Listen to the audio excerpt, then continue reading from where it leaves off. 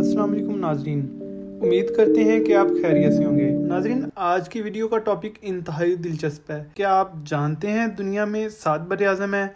अगर हाँ तो आप गलत हैं। जी हाँ, दुनिया में 7 बरे आज़म नहीं बल्कि 8 बरे आज़म हैं। साइंसदानों ने तहकीक के ज़रिए इंकशाफ किया है कि दुनिया का 8वां बरे आज़म समंदर में समा गया है, जिसकी वजह से हम इससे आगाह नहीं थे, जबकि अब साइंसदानों ने इसका नक्शा तैयार करके दुनिया के सामने पेश भी कर दिया है। हम अभी यही पढ़ते आ रहे हैं कि दुनिया में 7 बरे आज़म हैं, लेकिन साइंसदानों ने एक तवील तहकीक के बाद इसकी तस्दीक करके नक्शा जारी कर दिया है। गोया कि बहुत जल्द बच्चों को स्कूल में अफ्रीका, ऑस्ट्रेलिया, एशिया, अंटार्कटिका, शमाली अमेरिका, जनूबी अमेरिका, यूरोप के अलावा अब एक नए बरे आज़म ज़ीलैंडिया के बारे में भी पढ़ाया जाएगा। ये बरे आज़म ऑस्ट्रेलिया बरे आज़म से जनूब मशरक की जानब न्यूजीलैंड के ऊपर वाक़ है। आइए जानते हैं कि इसे किसने दरियाफ्त किया और ये कैसे साइंसदानों की नज़र में आया।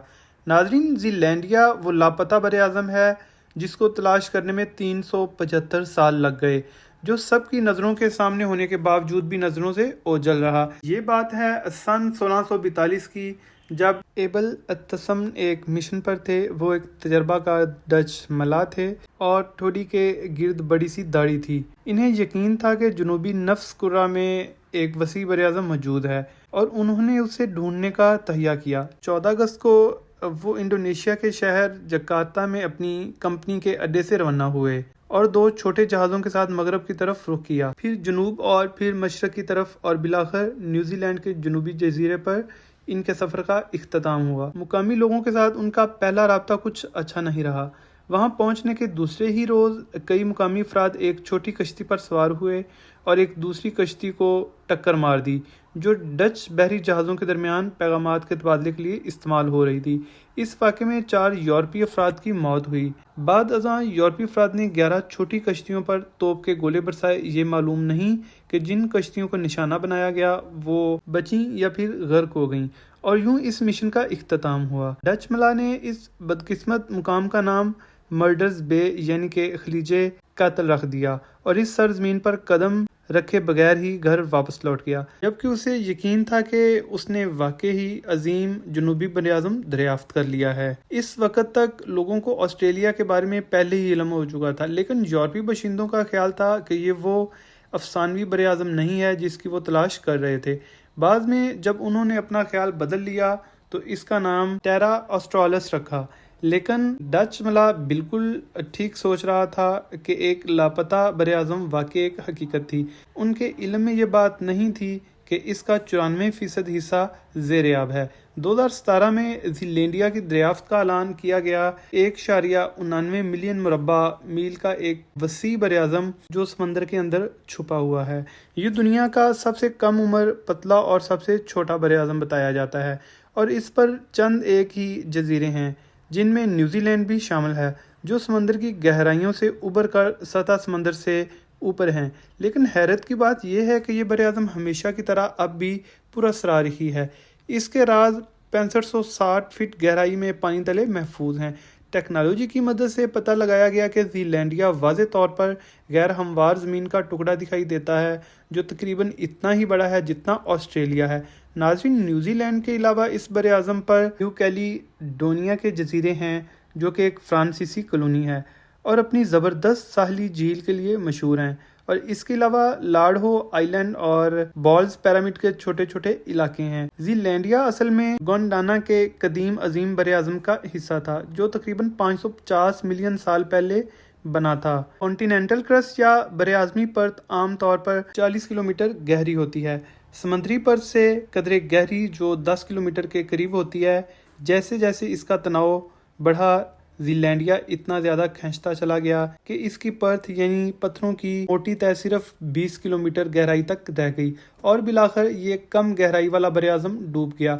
अगरचे आम समुद्री तह की सतह तक तो नहीं, मगर ये समंदर के नीचे गायब हो गया। नाज़रीन, जब गोंडवाना का अजीम बरे आज़म टूटा तो उसके टुकड़े दुनिया भर में फैल गए और इसके बहुत से कदीम पौधे अब भी ऑस्ट्रेलिया के ड्योरगो जंगल में उगते हैं।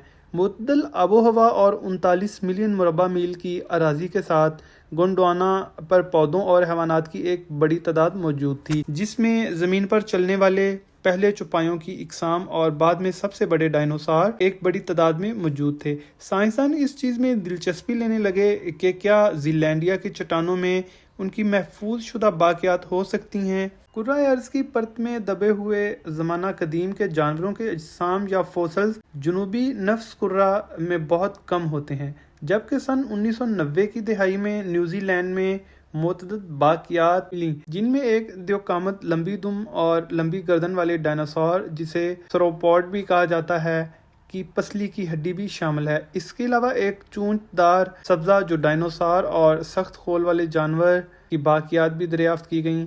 پھر سن 2006 میں آئی لینڈ سے جو ساؤتھ آئی لینڈ سے قریباً 500 میل دور مشرق میں ایک بڑے گوشت خور ڈائناسور کی پاؤں کی ہڈی دریافت کی گئی، جو ممکنہ طور پر ایلوساڈ ڈائناسور کی ایک قسم ہوتی ہے۔ اہم بات یہ ہے کہ ان فوسلز کی عمر کا اندازہ لگانے سے پہلے پتہ چلا کہ یہ زیلینڈیا کے براعظم گونڈوانا سے الگ ہونے کے بعد کا واقعہ ہے۔ تاہم اس کا لازمی طور پر یہ مطلب نہیں کہ زیلینڈیا کے زیادہ تر حصوں پر ڈائناسور گھومتے پھرتے تھے۔ یہ جزیرے شاید ان کی پناہ گاہیں رہی ہوں گی، جبکہ باقی سب حصے ڈوب گئے ہوں گے۔ جیسا کہ اب ناظرین نیوزی لینڈ کی سب سے عجیب و غریب مخلوق معاملات کو اور بھی گمبھیر بنا دیتی ہے، اور وہ ہے یہاں کا انتہائی پیارا پرندہ کیوی۔ یہ ایک موٹا سا بالوں والا پنکھوں والا پرندہ ہے جو اڑ نہیں سکتا۔ عجیب بات یہ ہے کہ اس کا قریب ترین رشتہ دار مووا کو نہیں سمجھا جاتا، جو ایک ہی گروہ ریٹائٹس کا حصہ ہے، اور وہ اس جزیرے پر 500 سال پہلے معدوم ہونے تک رہتا تھا، بلکہ اس کی نسل اس سے بھی زیادہ دیوقامت ایلیفنٹ برڈ سے ملتی ہے، جو ان جنگلات میں اس سے بھی تقریباً 800 سال پہلے تک بستی تھی۔ اس سے یہ نتیجہ اخذ کیا جا سکتا ہے کہ زیلینڈیا کا وہ حصہ جو اب جزوی طور پر ڈوبا ہوا ہے، اس کا کچھ علاقہ ایک وقت میں سطح سمندر سے اوپر رہا ہوگا، سوائے تقریباً 25 ملین سال پہلے جب پورا براعظم یہاں تک کہ ممکنہ طور پر پورے کا پورا نیوزی لینڈ زیر آب رہا ہوگا۔ ناظرین، 2017 میں ایک ٹیم نے اب تک اس خطے کا ہونے والا سب سے وسیع جائزہ لیا اور 6 مختلف مقامات پر سمندر کی تہہ میں 4101 فٹ تک کھدائی کی۔ ان کے جمع کردہ نمونے میں زمینی پودوں کے پولن اور تولیدی خلیے تھے، اور اس کے علاوہ ایسی سمندری حیات کے خول تھے جو گرم پانی والے سمندر کی کم گہرائی والے حصوں میں بستے تھے۔ سائنسدانوں نے یہ واضح کیا کہ اس کا امکان نہیں نظر آتا کہ براعظم عنقریب اپنے تمام راز عیاں کر دے گا۔ انہوں نے کہا کہ کوئی بھی چیز دریافت کرنا بہت مشکل ہو جاتا ہے جب ہر چیز پانی میں 2 کلومیٹر کی گہرائی میں ہو، اور جن نمونوں کی آپ کو ضرورت ہے وہ سمندر کی تہہ سے بھی نیچے 500 میٹر کی گہرائی میں ہوں۔ اس طرح کے براعظم پر تحقیق کرنا واقعی ایک بڑا چیلنج ہے، لہٰذا ایسے سفر کے لیے بہت زیادہ وقت، رقم، محنت، بحری جہاز اور ایسے علاقوں کی ضرورت ہوتی ہے جن کے جائزے کے لیے جائیں، اور اگر اور کچھ نہیں تو دنیا کا 8واں براعظم یقینی طور پر یہ ظاہر کرتا ہے کہ ڈچ ملا کی دریافت کی جستجو کے تقریباً 400 سال بعد بھی بہت کچھ دریافت ہونا باقی ہے۔ کیسی لگی آپ کو یہ معلومات؟ کمنٹ سیکشن میں ضرور بتائیے گا۔ اللہ نگہبان۔